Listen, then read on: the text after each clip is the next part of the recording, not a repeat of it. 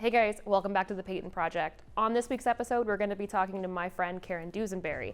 She is one of my style crushes, and she's also responsible for so many of the most iconic looks in rock history. Everything from the Black Crowes to Cheap Trick Sgt. Pepper tour, and she's even dressed a Beatle.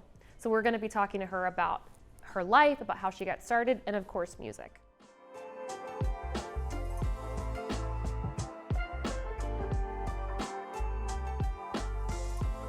Karen, thank you for coming here today. I really appreciate you hanging out with me. Absolutely my pleasure.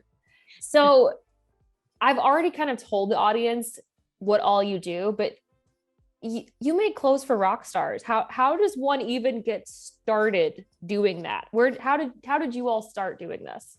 I wanted to design clothes when I was very, very young, taught myself how to sew, all that stuff. Went a different path into painting and graphic design and all of that stuff. Graduated from art school and went to work at a record store because that's what you do. Yeah, it's my horizontal ladder of success, and ended up getting moved here to be art director for the Peaches record chain. I eventually got hired to assist stylists and other designers to paint on clothing. It evolved very organically in that, well, yeah, let's tailor this, let's shop, and let's make it really look good on you. So it started from basically tailoring and taking something square and making it a whoa, yeah, and bringing it some swagger. It was easier for me to design from the ground up out of exactly what they wanted instead of doing a truffle hunt for something that is never, you're just not going to find. Right. So it went through a lot of different steps, and it took a while. But at one point, I just want to design now. I don't want to shop. Figuring out what they're supposed to, how to make them look like they sound. Exactly. That's the big thing. Yeah. What is the first piece that you were hired to build from the ground up? The first might have actually been Ringo. I got hired by a stylist and she said, we want to put some things together. And of course, I'm just like, but it was just a fortuitous meeting in that we met the same day I met Richard Tyler the same day. And all of his pieces matched all my sketches and we'd never met. Oh. And Ringo was like, this, and this. And, so it was pretty magical. I have secondhand anxiety, just like, oh yeah, my first one was Ringo. Oh God. Yeah, I mean, there were probably, I feel sick for you. All simultaneous. It was, I got the Electric Boys, this amazing band from Sweden, and the Choir Boys and the Black Crowes, like all within maybe a month of each other. It was just that thing where they were baby bands and, were looking for something that they could afford. And you created so many iconic looks for them. And it's like just going through your website, it's like, oh, there's that iconic piece and that iconic piece and that one and that one. And it totally makes sense. Right place, right time. And you knew what you were talking about when it came to what they wanted. It's funny because a lot of the people that I really admire in fashion and all aspects of it are very similar. I got into style because of the Beatles. Yeah. I loved them, thought they were the most incredible thing. And I didn't realize like what my life was like before them. It's really obvious when other people who work with musicians are the same way and who aren't. And I just love that it's all encompassing for you as well, where it's like, it's everything. You have to really like the music and like who you're dressing and then know their references in order to get it too. So it's kind of like you have to know this whole other language. And then you have to know how musicians move on stage so you can make sure that they can function in those pieces as well.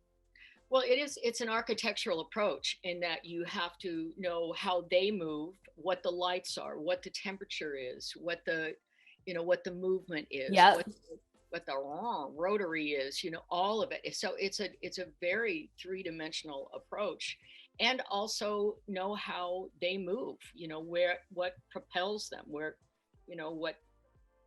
their energy comes from, if it's their lower back or those tiny little things Mm-hmm. that you get to know where their energy emanates from. So you have dressed Ringo, which still, just what thinking about it, the Black Crowes and Aerosmith, but one of my favorite things that you've ever done is the Cheap Trick Sergeant Pepper tour, or the residency, rather. What was that like, reimagining such an iconic outfit? Because I made my own Sergeant Pepper uniform in high school, and that's what I wore to my high school graduation. That was really hard to make. So how do you take something that's so iconic and so well known and well loved and then make it something different? What was the process? What did that look like? Well, first of all, it was a dream job. Of course. I was just coming out of grieving from losing my dog, which put me in a perfect position of having this thing that came in so fast, and I was manic anyway. So I had all the energy to do it. And maybe I had 2-3 weeks to do the whole show. So how many costumes did you have to do in 2 weeks? Two full suits for everybody. Except maybe Bunny. Bunny was, he had the one, and he really, he wasn't that involved with it. Yeah. But it was also my first job designing for them. But I wanted it to be of the spirit of Sergeant Pepper of 1967. But definitely Cheap Trick, through a Cheap Trick filter. Yeah. Have them not be in costumes, but, just kind of affect the spirit of that time and color and art. People ask me a lot when it comes to style, do I believe in age appropriate? And I always say no, but I believe in situationally appropriate. Like Tom can wear an Edwardian jacket and satin pants, but your dad probably can't. Like, I try to explain that to people. It's one of those things where everything that you've designed for people is situationally appropriate, and it stands the test of time. Because when I looked at your page, I'm like, that's that video, and that's insane, and that's Ringo during like a very specific time period, and like, but it all looks very now as well, which is really, really just cool. And I'm gonna stop gushing about it now. I just really the times I've blown up the lab, so you have to blow up the lab or it's not going to work out. Yeah. And I think you do have to keep pushing people to just go a little bit further and, reel it in if you have to, but it's fun to see what they rise to. It's like, whoa, you really can wear sequins. This is awesome. You could trade closets with anybody in the world. And you could copy and paste it and it would go into your closet and fit you perfectly. Who would it be? It would probably be, I'd be in Biba, I'd be in the store. I'd be in Granny Takes a Trip. That's where I'd be. I completely 100% agree. Well, Karen, thank you so much for hanging out with us today. Thank you. It's such a pleasure. I'm just so grateful that you did this. Thank you so much. Well, likewise. And let's do this again.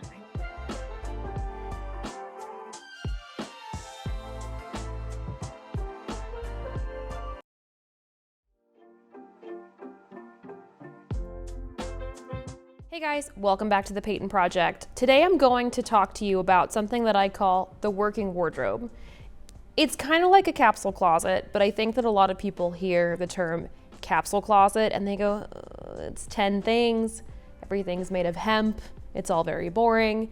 And in reality, I want you to think about your wardrobe like you would your refrigerator. A lot of people get so wrapped up in this idea that they have to have the most fashionable stuff on earth, they have to change out their closet every season, they have to buy something new for every single event that they have, and that's just not the case. When I started treating my closet like I treat my refrigerator, things shifted for me greatly. So I always say this to my virtual clients and to my in-person clients. Why do you have a closet full of things and none of it fits you? And they go, I'm holding on to it in case I lose weight or gain weight or in case something happens. Holding on to clothes that do not fit you is like having a refrigerator full of food and half of it's rotten. Yeah, you have options, but you don't really. And when I start explaining outfits to people in terms of recipes, that's when things start to sink in with them. Last season, I talked about keeping a note section on your phone of things that you know would be really good to have in your closet. Treat that like a grocery list. So when you go out to the mall, you say, oh, I really need a new black t-shirt. I'm gonna make sure that I buy a new black t-shirt. It's kind of like going through your pantry and your fridge and go, okay, what do I want to make this week for lunch? What do I want to make for dinner? Okay, if I want to make chili, I have onions, I have beans, I don't have any of the other stuff that goes with it. I need tomatoes. So if you're looking at your wardrobe going, I'd really like to have a fun outfit built around this skirt. I've got the skirt, but I've got nothing else. You can then go out to the mall looking for things in mind to match your skirt. What we end up doing when we go shopping without a recipe or an idea of what we're looking for is we end up buying the same thing over and over and over again, or worse. If we don't like to go shopping at all, we look at an already overflowing wardrobe and go, I've got options, I'll be fine, no big deal. And then something rolls around. Someone says, hey, do you want to go to this concert? I have a backstage pass. Or do you want to go see this movie or try this new restaurant? Or you have to go to a surprise wedding or some other event. And you go, yeah, I've got stuff I can wear. And the day of the event rolls around and you go through your closet and nothing fits, or you don't actually like anything. Then you end up going to the mall last minute, rushing and buying whatever fits and just kind of settling for it. And that's how you get a closet full of stuff that you don't actually like, that you never wear. So here's what I like to do. Go through every single thing in your closet and throw it on your bed. If you throw it on your bed, you're going to have to get it done before you go to bed that night. Or maybe you want to sleep next to a closet, or a closet full of clothes on your bed, no judgment. Go through every single thing. Ask yourself the following questions. Does this garment actually fit me? If the answer is no, it's rotten food. Throw it out, donate it, get rid of it, give it to somebody else that will appreciate it. 2, does this piece of clothing actually serve a purpose? I think we get so wrapped up in the does this spark joy thing that we end up throwing out a lot of things we actually need. I'll give you a hint. If I actually only kept things that sparked joy, I would never own a bra ever again. You gotta have them. Does it serve a purpose? 3, do I actually like this item of clothing? If the answer is, then the answer is no. If it's not a heck yes, it's a heck no. If you don't actually like this, why are you holding on to it? Because someone gave it to you? It's taking up valuable real estate in your closet. Get rid of it. And the last category is close but no cigar. So maybe there is a dress that you bought as an emergency before a wedding and you hate the way that it fits you, but you love the color. Use that as a guideline to when you do go shopping. Make a note section. Make it in the note section on your phone. Like, I like a green dress, but I hate the way this fit me. So when you go out and you see green dresses, you'll know, let me try those on. Let me grab a couple of those and bring them in the dressing room with me. And then when you have everything that kind of fit all of those requirements, hang it up in your closet and take inventory. Okay, well, I need to have a white button up to get me by this outfit. Those are the onions in this recipe. Or I need to make sure that I have a black t-shirt that's gonna go with all my fun pants and jackets, because I'm not able to actually use those in a recipe because I don't have what is going to tie it all together. If you stop getting in your head as clothes or something that go on my body and they have to be perfect all the time, it's just, you gotta eat, you gotta get dressed, treat them the same. That's why I like to create outfit recipes instead of thinking, oh no, I'm gonna have to buy something new every time that I have an event. We're not doing that. We have to get dressed every single day. We gotta eat every day. Let's maximize it. Let's make it the easiest, most effortless thing that we do that day, and let's make sure that our fridge and our closet is well stocked.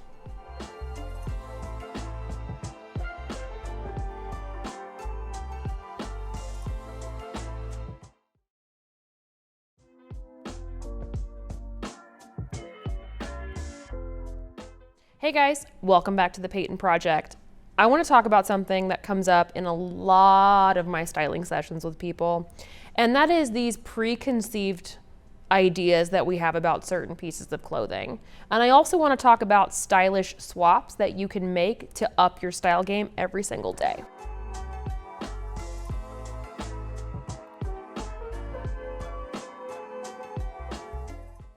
So I notice when I do these sessions with people, because I work with people virtually on Zoom and in person all the time, people are really skeptical when it comes to making alterations to their very casual clothes. Americans in general, super cash. But what that is doing is it's kind of like we end up living in leggings and hoodies and then kind of playing cosplay adults when it comes time to actually have to put on clothes. And a lot of people want to kind of take those steps out into trying to become more stylish, but they end up kind of getting trapped in their own head when it comes to these rules they've created about style. So when I'm talking to somebody and I say, hey, here's a really nice stylish swap.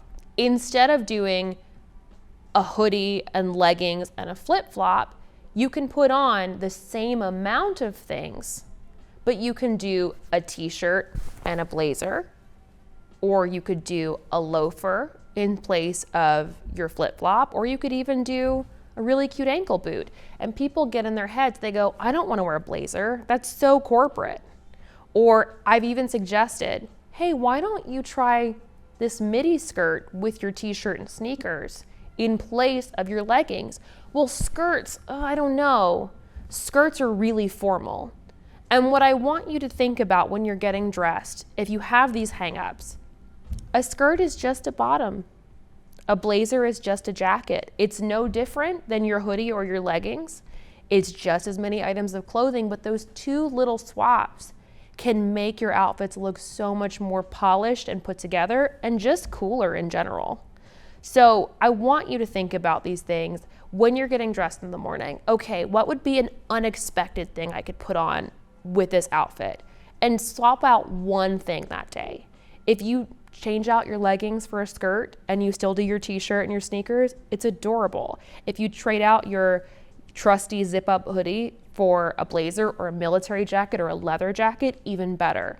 But what I did, especially during COVID, is I kind of knew, okay, it's going to be really easy to get really lazy, so let me go ahead and set myself up for success.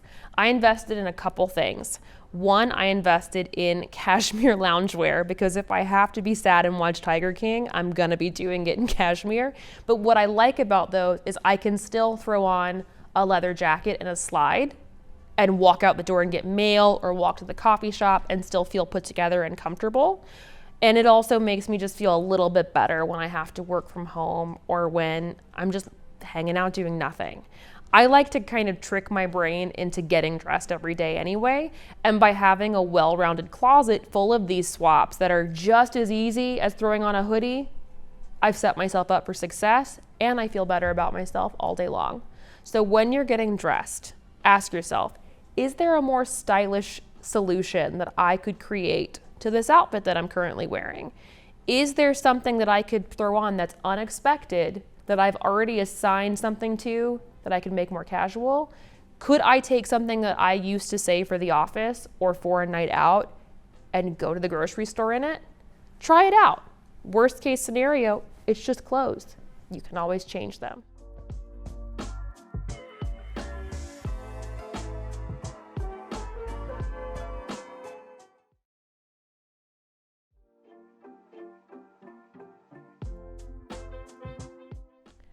Hey guys, welcome back to the Payton Project. How much do you hate shopping? I know I do, and this is my job. And one of the big things that I struggle with, and I know that a lot of my clients struggle with, is standardized sizing. Have you ever gone into a store and you'll get the same garment? So maybe it's a pair of jeans. And you'll get one style and you're at one size in that style. And then you try on the same size in a slightly different pair of pants and they don't fit at all. We're gonna talk about standardized sizing and why it is terrible today.